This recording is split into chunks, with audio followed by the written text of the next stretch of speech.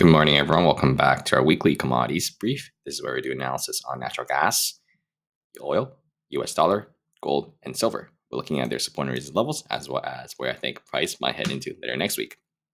And if you guys are looking for the stock market update video where I do analysis and data on the overall market and the mega cap tech stocks, Tesla, Amazon, Google, Microsoft, Apple, Nvidia, check out the previous video and let's get started on commodities.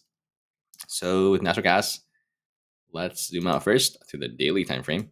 It pretty much looks like we just hit our major resistance again.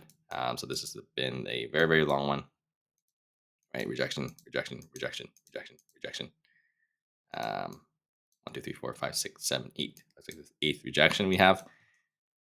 And if your chart looks a little bit different than mine, make sure to click this B80J, adjusted for contract gaps, so your chart would look like mine. If you zoom out to the weekly, you can see it even more clearly, right? It's just this long-term falling wedge here. 8 touches on both sides pretty much now. And so zoom in. So let's take a look to see how it rejected. So pretty much just came up to it, wicked it again, just like we did here on November. And it tried a couple of times. If you look on the hourly, it tried a couple of times to get over it. First rejection down here came up. This could have still been a bull flag here, but and then rejected again. Could have still been a bull flag here, but after it cracked through these lows, then it's not there anymore. So after this drop, then it's a clear rejection, especially when we broke below this pivot right here on this 4-hour pivot. If this have held, it could have just been another hourly or 4-hour higher low. Let's go to the 4-hour. So it would have been like this, right? Big move up, higher low being set, higher high, 4-hour uptrend continues. And if this pivot was able to hold, let's say on this big drop, it kind of dropped over here, right? And then it bounced. That could have been another 4-hour higher low, and we may potentially retest here. But because we cracked through here, even though just a little bit, and now we're back in a neutral trend.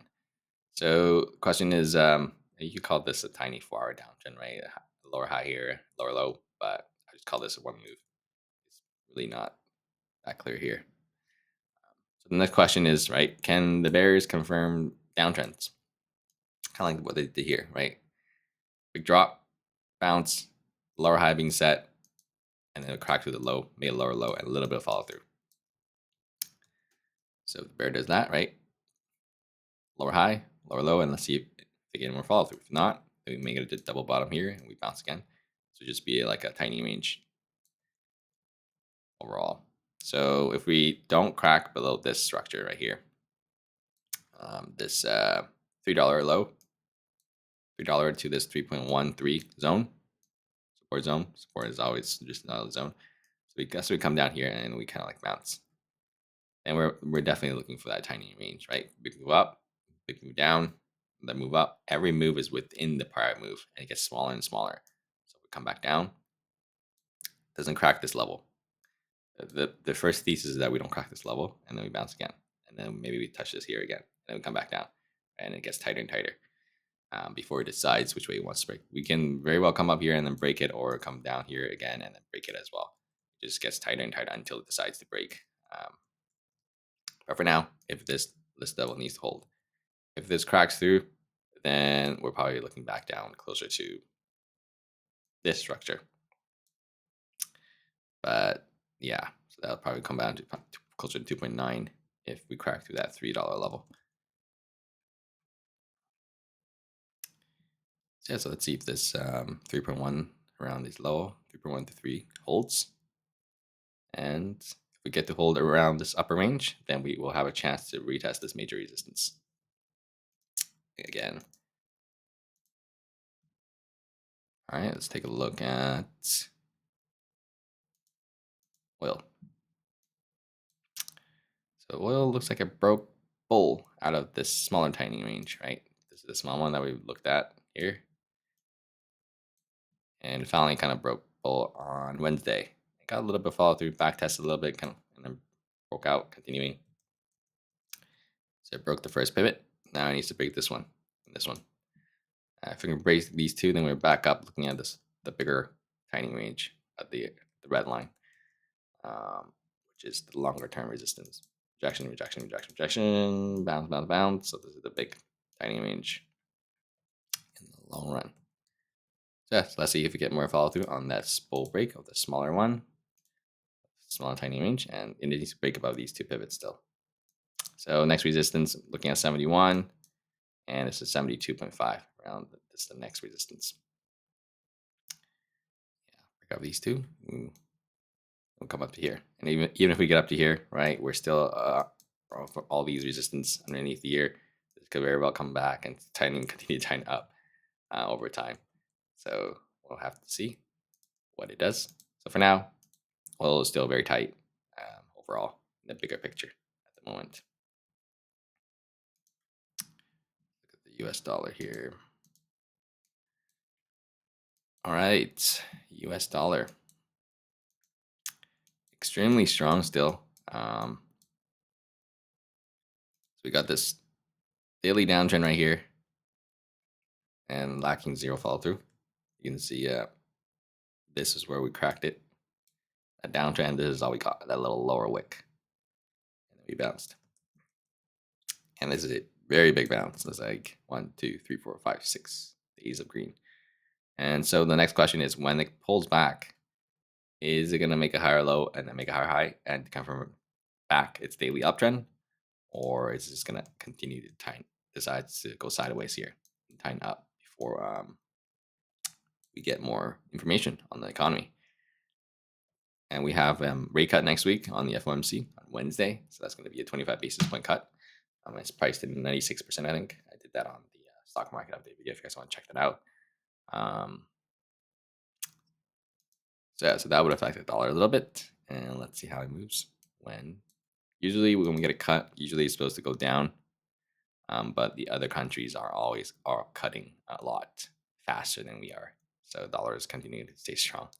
For example, Canada cut 0.5, right? And we're only cutting, Canada has been cutting 0.5 every time. We're only cutting 0.25. Except the first time we did 0.5, but after that we've been doing 0.25s. So the dollar's been staying strong, and overall, we'll see how it goes. But for now, it's really no signs of pullback, even on the smaller time frame at the moment. Yeah, just a very, very clear hourly uptrend. See this channel, just super clear. See, we'll see what's side this hourly range ends up breaking. We are underneath a little bit of resistance, which is this resistance right here. If we crack through here, breaks down from there, breaks this pivot low 106, then we'll have an hourly downtrend. And we might start that daily consolidation if we get the hourly downtrend. Daily consolidation just means that this next candle will go below the prior low of the daily candle. So once we break that hourly downtrend, we might get that daily consolidation. We'll see how much it pulls back. If it pulls back more than 50%, then we're probably looking at a tightening range, something like that. But if it's a shallow pullback, we might look for that bull flag. So we'll see. All right, so look at gold. If you guys are looking for more techno analysis and learn more about it, check out the YouTube link or support the channel. As well as there's a Patreon link if you guys are looking to learn about how to trade better, how to entries and exits, and how to manage your emotions. Check out the Patreon page or book that 15-minute free call. And we can talk about it first and go from there. All right, let's take a look at gold on the hourly. So we have an hourly downtrend right here, confirmed right there. You can see we got a lot of follow through right after you break that hourly low pivot. Pretty much got a huge flush right there. And this was another hourly bear flag right here. Hourly bear flag confirmed right there. You can see the volume came right in, right at this increasing bear volume right there. Right when this bear flag confirmed right there and broke below as well. I got a lot of follow through actually. So right now, I would say on the shorter term time frame, on the hourly, bears are in absolute control. Could just say as long as it holds below its hourly EMA12, right? This teal looking line is hourly it's EMA12. Just type in exponential moving average 12, you get the same line as me. You can see another rejection here. So 3 rejections. more than 3. Here's like a cluster of it, but 1, 2, 3. So it's valid for me. So as long as it bounces again, let's see if it cracks above it. If it cracks above it, then it's a shift in the hourly trend um, to the hourly pattern. It needs to break above, big enough, break above this pivot, then we have it out back to an hourly neutral trend. And bare minimum, we want to see an hourly uptrend for the daily bounce to get going overall. But for now, it's kind of like really not doing that much if you think about it. In this range for a while, actually. Yeah. But yeah, this is a tiny range breakout, and it got follow through, but bears kind of just smashed it all the way down. So if bears crack through here from the breakout and back below the tiny range, then that's a little bit of a red flag for me. We might kind of visit back below here. If we start cracking through this 26339 area where we formed this tiny range a very long time, finally it broke bull, and if bear is able to crack through down here, then that's a little bit of a red flag.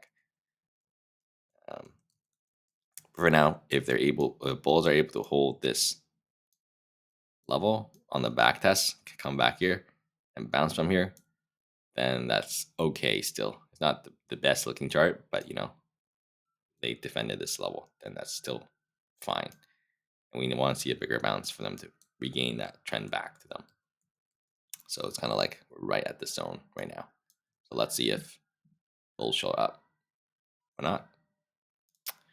All right, let's take a look at silver. Silver.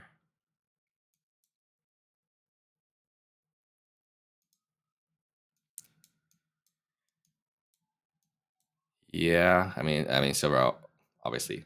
If gold's weak, silver is going to be weak. But let's see if it's any kind of relative strength or weakness. In opinion, it looks a lot more weak, but we did have a few days of relative strength. I talked about it last week when we got this breakout out of negating this bear flag. When we break out of here on this bounce, but it looks like we give it all back. So now we're back to this same thing with that tightening range level with gold. Before the breakout, we're right at that level, right? Gold had that sideways range. This is where that sideways range is for silver, and we're right at it at the moment. So gold needs to pretty much hold that level, the sideways range, for silver to hold this level as well for that bounce. And if it bounces from here, then it looks like a tiny range to me, right? They can move down, they can go up, they can move down, doesn't crack the lows, right? And we bounces from here, and then we get tighter and tighter.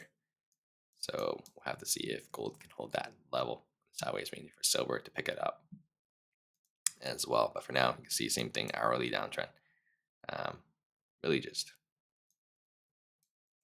and complete grind down right there after this drop. But yeah. All right, that's all for you guys. If you would do like, share, and subscribe. If you guys learned anything or made it this far, have a great rest of you guys' weekend, and check out the YouTube link and the previous stock market video. I will see you guys next week for more updates on the market and the commodities.